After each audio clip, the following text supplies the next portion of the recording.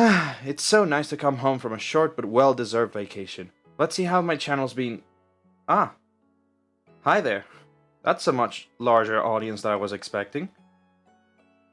I want to take a moment to thank the overwhelming amount of support that I've gotten from you guys ever since the channel's launch. It's genuinely staggering to see 250 of you just show up out of the ether to watch such a small, fun project of mine, and I can't thank each and every one of you enough. I want to give a special thanks to Goldfire for all his support and advice, as well as the folks at the LEGO Castle Discord for the interest and kind words. It's been quite encouraging. Anyway, enough thanking, let's get on with the regular video.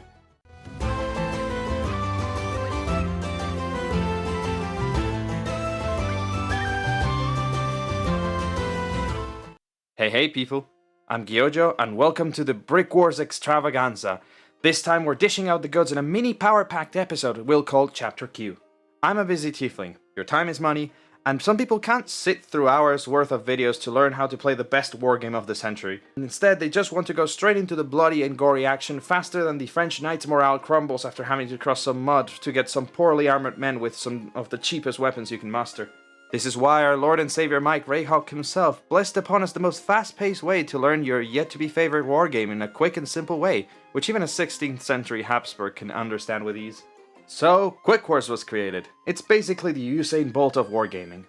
It's basically BrikWars if you took out all the complicated and well-detailed balanced mechanics for the sake of making a quick and easy game to understand. If you want to have a game with more nuanced rules, I recommend you get the BrikWars Ragnarok Edition book, check the rules on the BrikWars website, or tag along with the BrikWars series. So, let's start with the basics. You'll need one or more 6-sided die, as well as one or more 10-sided die, a measuring tape, minifigures, and bricks from a construction toy of your choice. Psst! It better be fucking LEGO. You don't want another poop invasion to happen, do you? The objective of most QuikWars games is usually loot. There is a piece of loot in the middle of the battlefield. The objective of each army is to get that loot and carry it to their edge of the map. There is, however, a defeat condition. If your hero dies, you're fighting a losing battle, but you can also keep playing to prevent others from winning. To set up the battlefield, each player assembles their army, then the map. It's recommended that you add a lot of constructions with bricks as well as loose bricks so that minifigs can do some mid-battle building. Finally, you need to set up the loot in the middle of the battlefield. Each player then chooses a spot to start in the battlefield, and then turns start. Alright, now we can talk about the main actors of our bloody confrontation, the minifigs. There's two types of minifigures, normal minifigs and heroes, which are basically special minifigs that each player only has one of. Each minifig has a series of attributes that define her. Firstly, she has her action die, which is a d6 for minifigs and a d10 for heroes. You can use this die in a couple of ways, which are all listed in the rules. A minifig can use her weapon to attack, so long as her weapon can hit her opponent. You roll a die first to see if the attack succeeds, and then a die for the damage. If you roll below the weapon's use rate, then the attack fails. If multiple minifigs perform an attack on the same target, it's treated as one single attack, and the damage of all successful attacks is combined. This will make sense later for parries, but you still need to roll an action die for each minifig to see which succeeds. Another thing you can use your action die for is to sprint. Basically, you roll a die, and the minifig moves that many inches in a straight line. She moves those inches whether you want it or not, mind you. You can't cut them short. Finally, a minifig can use her action to build. If she's holding a tool, then she can build with whatever loose pieces are in the battlefield near her. At the end of your turn, you roll an action die, and the minifig can build with whichever bricks and pieces are within that many inches of radius around her. The minifig finishes constructing whatever they're doing at the start of your next turn, which means that they can be interrupted. Much like in the LEGO video games, she builds it like if she was just plopping pieces in place, and doesn't need anything but the tool to build with. Aside from regular actions on your turn, a minifig can also take response actions. For those who have played D&D before, this is similar to a reaction. Basically, if a minifig hasn't used her action in your turn, she can take a response action from one of two options, rudely interrupting your opponent's turn. Firstly, the minifig can attack, so long the target is within range. Not much else needs to be said about this, it operates exactly how it did as a normal action. Secondly, a minifig can also use the response action to bail. Basically, they throw themselves out of the way, which is good for things such as avoiding surprise fire, getting out of the way of a bomb, or a cart going at full speed towards them. To perform a bail, you roll the action die of the minifigure that's bailing, and she throws herself in a straight line for as many inches as the number you roll. When it lands, the minifig is disrupted. She remains with this status effect until the start of your next turn. While disrupted, she cannot move, take actions, and all attacks done against her automatically hit. After a bail happens, the attacker must attack the minifig in the new location if possible, otherwise they attack the old location. The last thing to talk about in the topic of actions is over-the-top actions. When you roll a 6 or more on an action die, you take your action over the top. This allows you to do one of the following things. You can either add an extra d6 to the damage of your attack, an extra d6 inches of range. If you're sprinting, bailing, or building, you can add an extra d6 inches to it, or you can choose to have the minifigure not be disrupted when they bail, basically performing a tactical role. When an action goes over the top, it's always super cool and makes you feel like the minifig is in an action movie. A minifigure also has two other stats, their movement and their armor.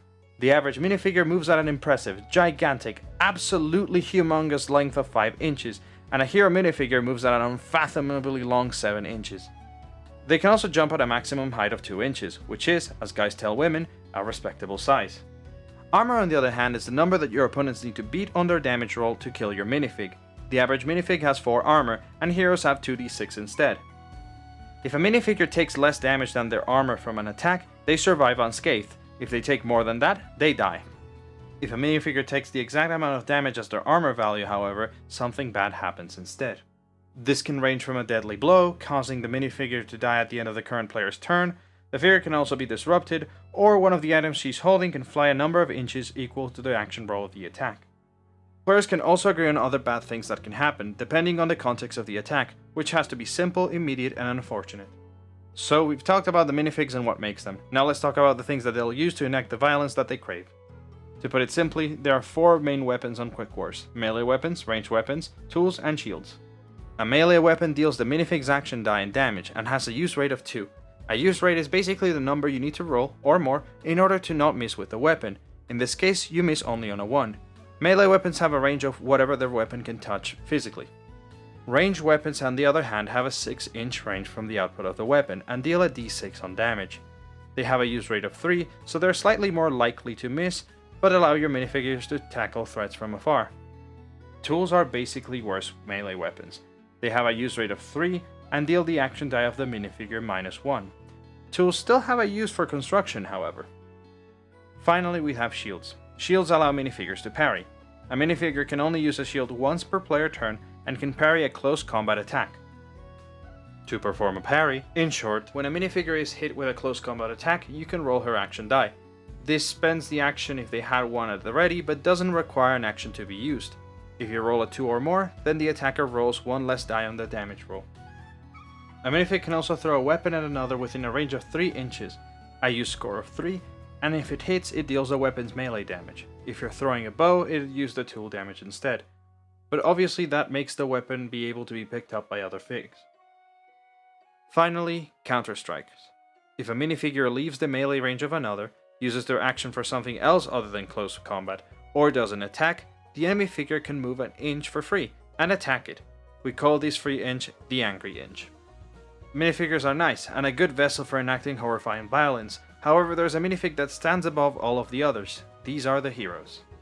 Think of them as minifigs on steroids, capable of ridiculous feats and having the stats to back it up. With a massive, absolutely sizable 7 inches of movement, a 10-sided die as their action die, and 2d6 armor, they are a force of nature in the battlefield. That's not all that heroes can do either. They have 2 main abilities, Duelist and Heroic Ego. Heroic Ego dictates that you can only have 1 hero per player, but additionally this allows heroes to perform any action that an action movie hero can, which is called a heroic feat. These feats are always something that hogs the spotlight, something rambunctious, exciting, and cannot be boring. To attempt a heroic feat, you state what you want your hero to try and do, and your opponent states what happens if your hero fails at the task. Then you and your opponent roll a d6 in a true Duel of Fates fashion.